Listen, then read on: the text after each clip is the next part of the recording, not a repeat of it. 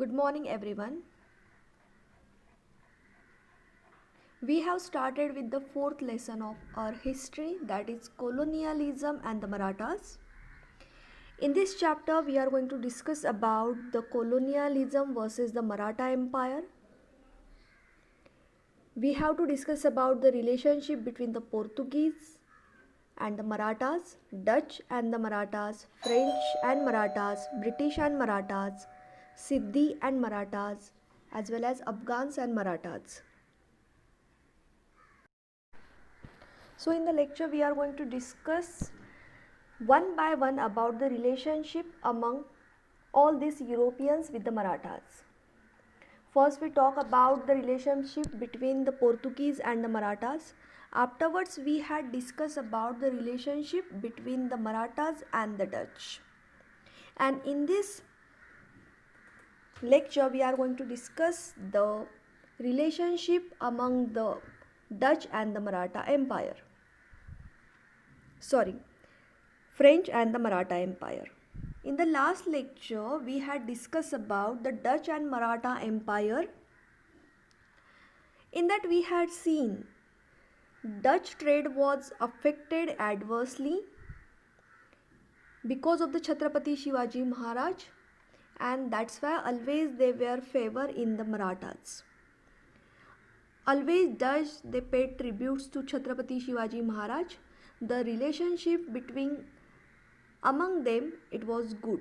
They didn't want to harm Marathas, as well as Maratha they also didn't want to harm the Dutch factory. Okay, now here we are going to start with the relationship among the French and the Maratha Empire. Now here if we talk about the relationship between the French and the Marathas, so it was like Dutch only. French they didn't want to harm Maratha Empire, as well as the Marathas they didn't want to harm factories of French. In 1668 the French they established their first factory at Rajapur. For this they had taken permission from Chhatrapati Shivaji Maharaj. And when Chhatrapati Shivaji Maharaj gave them permission for this factory, so in return they supplied ammunition to Swaraj. The Marathas, remaining true to their friendly relations with the French, left the French factory unharmed during their second attack on Surat. And in return to this, French paid a big tribute to Chhatrapati Shivaji Maharaj. In 1677, Francois Martin, the Governor General of Pondicherry, he obtained permission for opening factory in Pondicherry and assurance of its safety.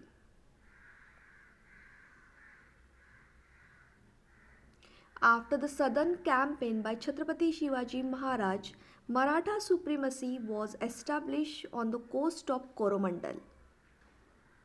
But day by day the rivalry between the British and the French it got extended because both they wanted to establish their colonies in India and they wanted to establish their dominance on various parts of India in Indian territories. Now what they had done, they started to interfere in the administration of the local kingdoms.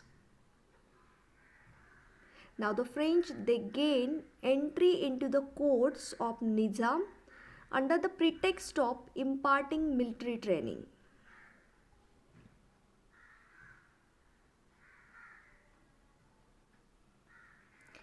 Ibrahim Khan Gardi,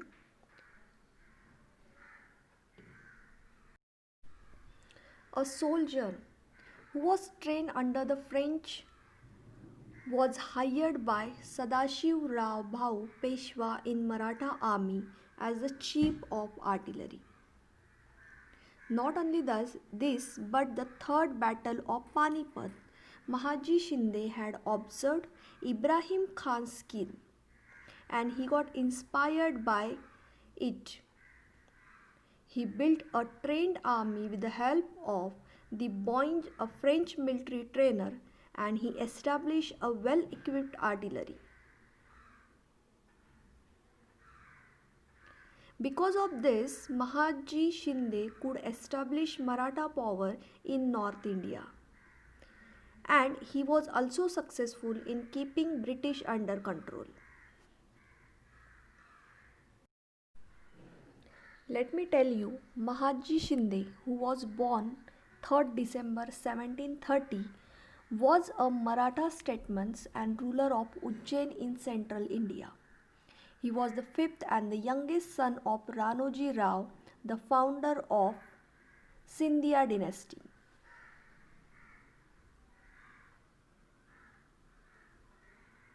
Mahaji was instrumental in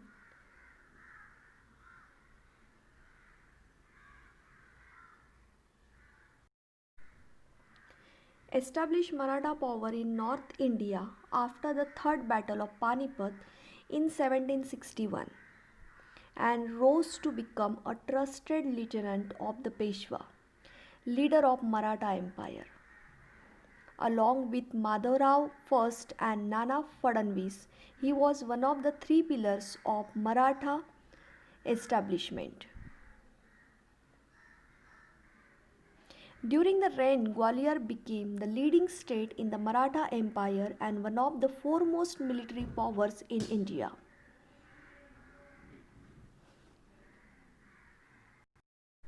So student, this much only information we have about the relationship between the French and the Marathas.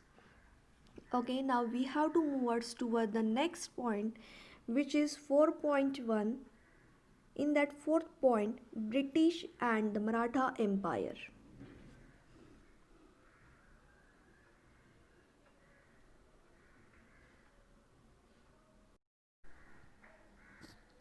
The political relations between Chhatrapati Shivaji Maharaj and the British began due to Afzal Khan episode. Now student, let me tell you that Afzal Khan, who died 20th November 1659, was a general who served the Adil Shahi dynasty of Bijapur Sultanate in India.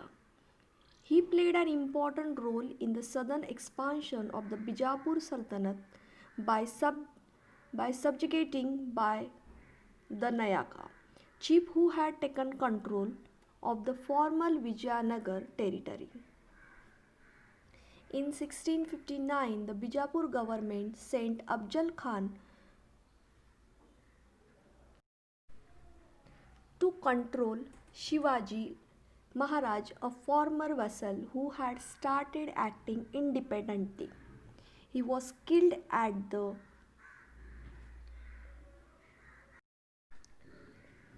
an agreement negotiation meeting with Shivaji Maharaj, and his army was defeated at the Battle of Pratapgarh.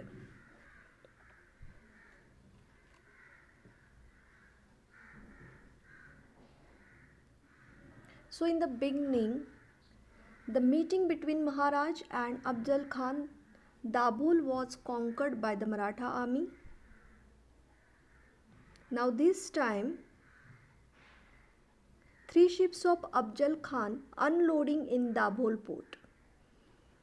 On receiving the report of Afzal Khan's death, Muhammad Sharif, his representative in Dabhol, took hold of the ships along with the wealth and goods on it and fled to Rajapur.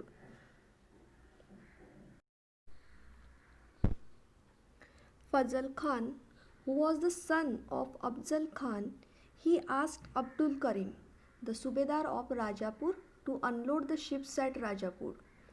And this was the good opportunity for the Marathas, and Marathas, they took advantage of this situation and Rajapur and conquered it.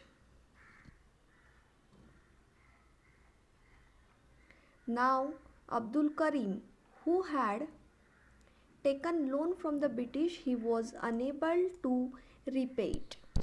Hence the British, they seized one out of these 3 ships which were in Abdul Karim's charge. Of course, this was unacceptable to the Marathas and they asked the British to return the ship. But the British they refused to return the ships to Marathas. Hence, the Marathas detained Velaji, the local agent of the British at Jaitapur.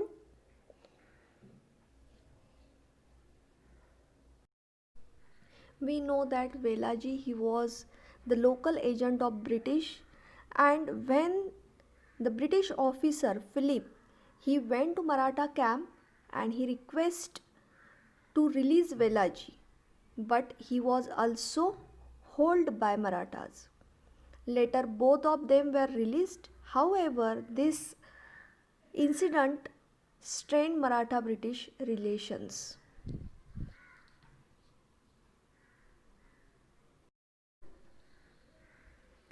In 1659, after the death of the Bijapur general Afzal Khan, in the ensuing confusion, Shivaji Maharaj took Pannala from Bijapur. In May 1660, to win back the fort from Shivaji, Adil Shah II of Bijapur sent his army under the command of Siddhi Johar to lay siege to Pannala. Shivaji fought back and they could not take the fort. The siege continued for 5 months, at the end of which all provisions in the fort were exhausted and Shivaji Maharaj was on the verge of being captured. Under these circumstances, Shivaji Maharaj decided that escape was the only option. So he gathered a small number of soldiers along with his trusted commander Baji Prabhu Deshpande. On 13 July 1660, they escaped in the dead of night to flee to Vishalgarh.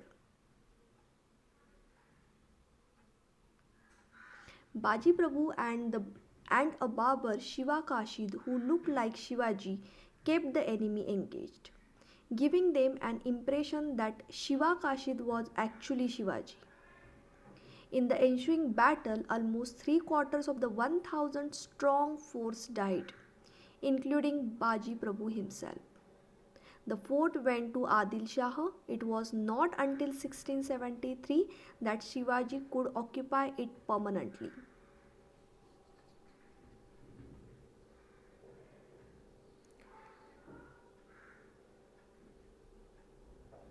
Shivaji Maharaj was successful in escaping from Pannala.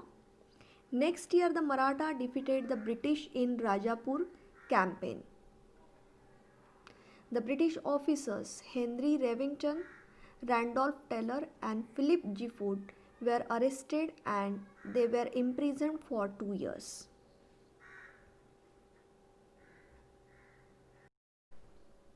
Next important person is Lieutenant Stephen Astic. In October 1670, Shivaji Maharaj sent his forces to harass the British at Bombay, as they had refused to sell him war material. His forces blocked Bombay's woodcutting parties. In September 1671, Shivaji Maharaj sent an ambassador to Bombay again seeking material, this time for the fight against Danda Rajapuri. The British had misgivings of the advantages Shivaji would gain from this conquest, but also did not want to lose any chance of receiving compensation for his looting their factories at Rajapur. The British sent Lieutenant Stephen Astic to treat with Shivaji, but negotiation failed over the issue of Rajapur protection. Numerous exchanges of envoys followed over the coming years, with some agreement as to the arms issues in 1674. But Shivaji Maharaj was never to pay the Rajapur indemnity before his death, and the factory there dissolved at the end of 1682. Next important personality from British is Henry Oxenden.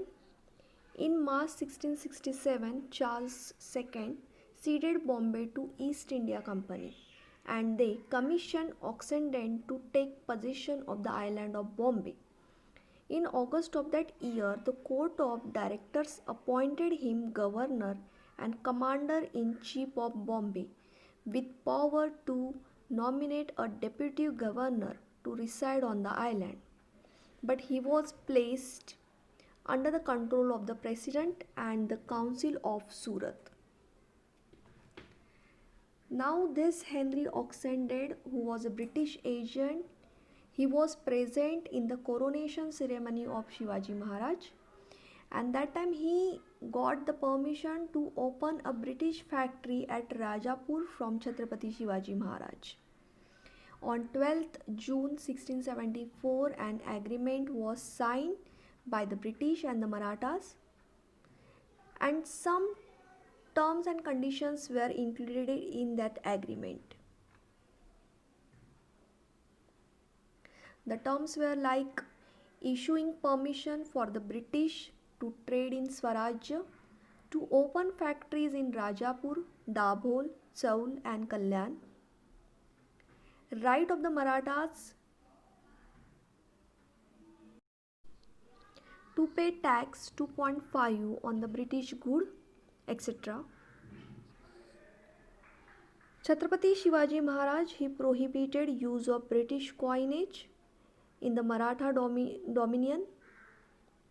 Not only this, but he also refuted some of the conditions put by British, like the British goods found afloat from a wrecked ship should be returned to them, and the Marathas should enter a treaty with the Siddhis of Janjira. So here we can say that here we get the clearly reveals his resolute policy of safeguarding Maratha power, Maratha authority, and that's why he included all these points while done treaty with the British.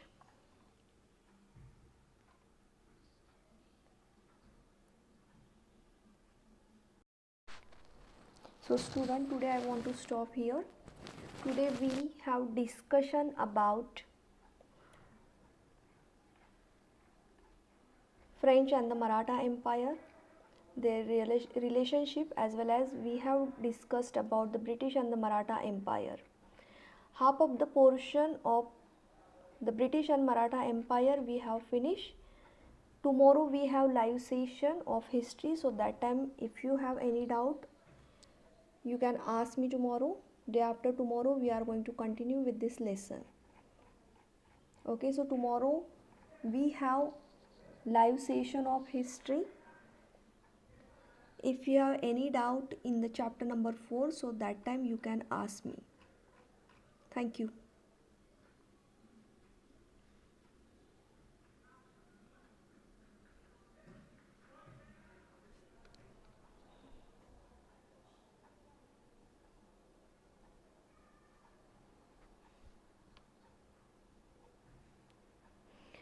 Okay, one more thing student, that here the map I have given to you. Here you can check this map. In this map you can see the expansion of the Maratha Empire in the year 1759. So whatever the orange part it is given, you can see in the map. So that is the Maratha Empire, how it was extending.